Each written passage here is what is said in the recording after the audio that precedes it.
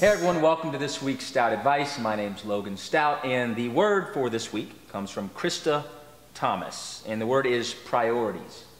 I'll tell you what, that's a powerful word that we all take for granted, priorities. You know, for me personally, and your priorities are your own, for me personally, mine is obviously my faith, my family, and then everything else is a distant third, right? So faith, family, and then you've got you know, my friends, my relationships, you've got my businesses, all those things are far below. But I'll tell you, I'm guilty of losing track of my priorities sometimes, right? And I think so many people do this, and I really hope you'll receive what I'm about to tell you, because I think we've all been guilty of this. I know I have. Most people give their priorities, their family, their faith, their leftover time.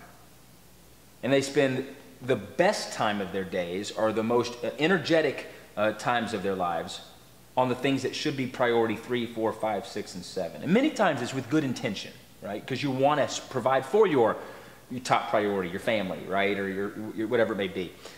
But I want to really encourage all of us to understand is you can't get time back.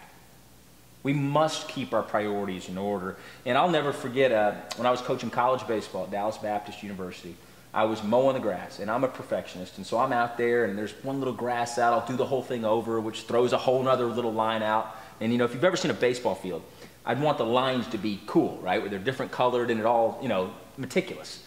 And I never knew who this guy was. I don't know who he is to this day. But I hear this old gentleman, I hear this old grumpy old voice, "Son, this field will be here tomorrow. Why don't you get home with your family?" I kind of looked back like, who's this guy? You know what I mean?